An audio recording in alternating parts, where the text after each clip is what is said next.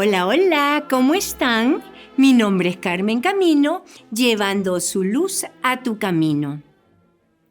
Hoy en día casi nadie se asombra por nada. Durante la Edad Media, la gente se asombraba por el poder, las riquezas, la pompa, el esplendor. Al comienzo de la Revolución Industrial, y hasta no hace mucho, la gente se asombraba por la ciencia y sus logros. La gente se maravillaba por los descubrimientos que prolongaban la vida, la velocidad con que los carros y los aviones iban y venían, la facilidad de comunicación por medio de los teléfonos. Hubo un tiempo en que nos impresionábamos con los viajes espaciales. Nos maravillábamos con las computadoras.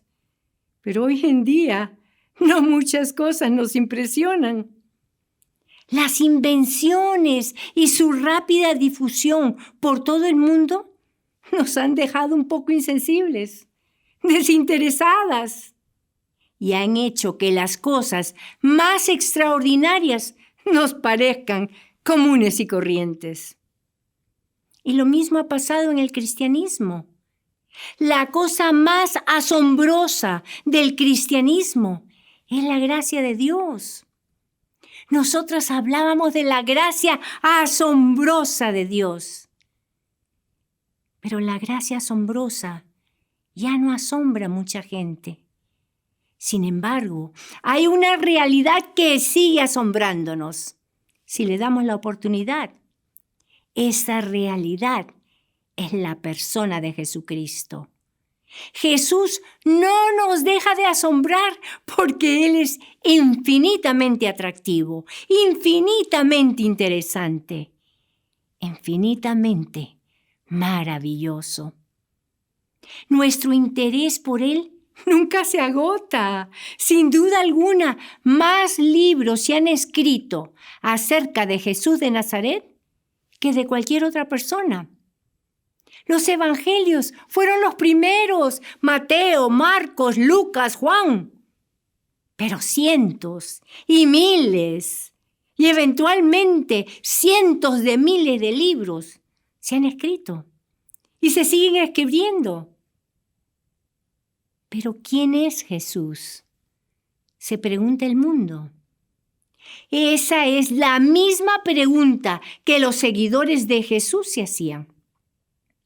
Al final del Sermón del Monte, cuando Jesús había terminado de hablar, Mateo 7:28 dice: la gente se admiraba de su enseñanza porque les enseñaba como alguien que tiene autoridad y no como sus escribas.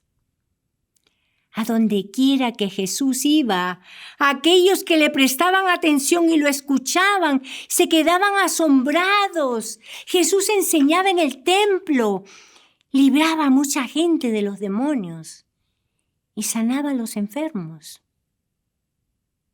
Cuando Pedro no había pescado nada, Jesús le dijo que usara un enfoque distinto y arrojara su red en aguas más profundas. Ese cambio produjo una pesca tan grande que por poco se hunde el bote. Pedro quedó asombrado, anonadado. La historia de Jesús calmando la tormenta en el mar de Galilea es más que un milagro destinado a asombrar a sus seguidores. Se trata más bien del discipulado y la fe. Sin fe no puede haber discipulado. La fe de los discípulos era muy débil. Leamos pues lo que nuestro pasaje de hoy nos enseña en Mateo 8:23. Luego Jesús subió a la barca y sus discípulos lo siguieron.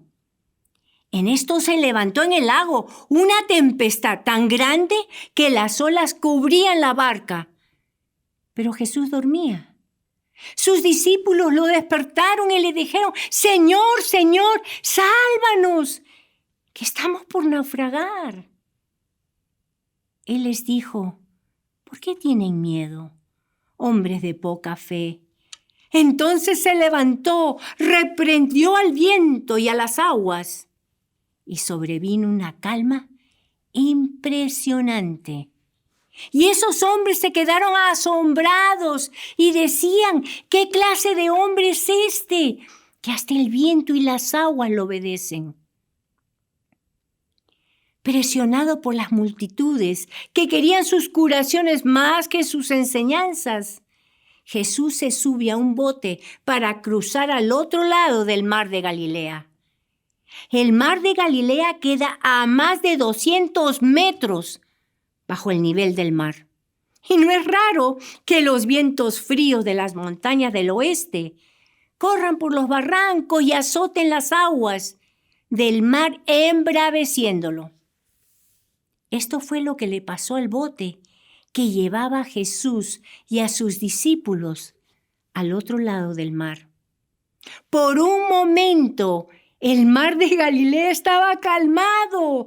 Poco después, una furiosa tormenta los amenazaba con olas gigantescas. Parecía que iba a tragarse a la barca. Los discípulos estaban aterrados. ¿Dónde estaba Jesús? Jesús estaba dormido en la popa, su cabeza recostada sobre una almohada. Nuestro Señor estaba agotado. Había enseñado todo el día. Versículo 25. Sus discípulos lo despertaron y le dijeron: Señor, sálvanos, que estamos por naufragar. La tormenta los llenó de terror. ¿Se ahogarían? Ellos dudaban que Jesús estuviera al tanto de esto, o si le importaba si ellos se ahogaban. Como los discípulos, a veces nosotras también tenemos problemas abrumadores, tormentas que rugen furiosamente. Pensamos que nuestro bote está a punto de hundirse. ¡Clamamos! ¡Nos vamos a ahogar! Nos puede parecer, como les pareció a los discípulos en aquel día, que Jesús sigue durmiendo, que no le importamos o que no está al tanto de nuestra crisis. Sin embargo, cuando clamaron: Señor, sálvanos, Jesús le habló a la tormenta, la aquietó y lo salvó. Qué lindo que cuando los discípulos se enfrentaron al peligro, lo primero que hicieron fue buscar a Jesús. Nosotras también debemos hacer lo mismo. A veces Jesús calma la tormenta y a veces Él te calma a ti en medio de la tormenta. En el versículo 26 Él les dijo: ¿por qué tienen miedo, hombres de poca fe? Aunque las tormentas vengan una tras otra, Jesús está siempre con nosotras y está obrando en nosotras para desarrollar la clase de fe que puede resistir cualquier prueba o cualquier dificultad. El problema aquí es que la fe de sus discípulos era media enclenque. Ellos tenían miedo de morir, cuando debían haber sabido que Jesús los cuidaría y los preservaría de la tormenta. Temblaban de miedo en la hora de prueba. Muchos tienen suficiente fe para volverse a Jesús en cada problema, clamando: Señor, sálvanos. Pero ellos no tienen la fe suficiente para quedarse quietos y confiar que aún en la hora más oscura todo está bien con Jesús. No obstante, el punto de la historia no es acerca de la poca fe de los discípulos, aunque lo era en parte. Jesús reprendió a los vientos y a las olas, y en un instante el mar se calmó.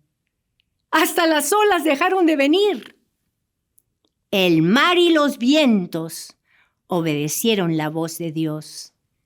Los apóstoles se quedaron asombrados. Se preguntaron, ¿qué clase de hombre es este? Que hasta el viento y las aguas lo obedecen. ¿Cuál es el tema más importante de esta historia? Jesús es el tema más importante. Es todo acerca de Jesús. Y no tanto acerca de la fe o la falta de fe.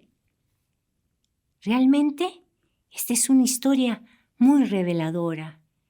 En un momento Jesús dormía durante la tormenta. Estaba exhausto. Obviamente, él era un hombre normal. En el próximo momento, él estaba calmando al viento, a las olas. En este pasaje, el discipulado, la fe y la persona de Cristo se encuentran.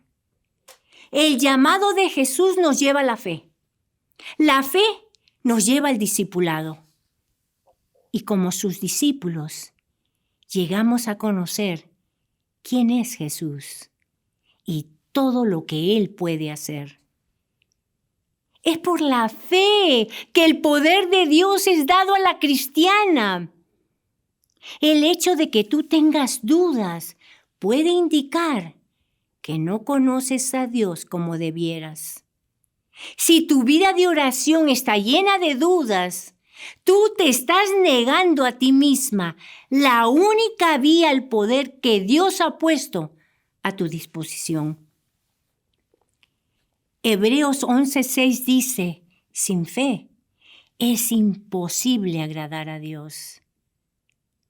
Jesús se había revelado muy claramente ante sus discípulos para que ellos creyeran en Él en su momento de necesidad. Dios quiere que confíes en Él, que lo obedezcas en toda situación. Si Jesús está en tu bote no se va a hundir. Él te llevará a través de las tinieblas. Confía en Él como tu Señor y Salvador. Pon tu fe y tu esperanza en Cristo.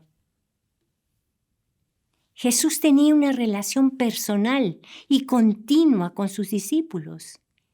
Jesús los guió a través de las enseñanzas, a través de pequeños milagros, a través de grandes milagros que culminaron en la resurrección. Jesús sabía que la redención del mundo yacía en que sus discípulos creyeran en Él. El poder de Jesús que calmó esta tormenta también puede ayudarnos a lidiar con los problemas que nosotras enfrentemos. Jesús está dispuesto a ayudarnos si tan solo se lo pedimos. Nunca debemos subestimar su poder, especialmente en las pruebas más difíciles. Si el peso de tus cargas ha apagado tu sentido de admiración y de asombro por lo que Dios es y por lo que Él está haciendo en tu vida, pídele al Espíritu Santo hoy mismo que abra tus ojos para que puedas ver las cosas asombrosas que Él está haciendo en tu vida. En los buenos tiempos y en los no tan buenos, todas podemos cantar a voz en cuello la bellísima canción «¡Cuán grande es Él!». Sí, cuán grande es Él.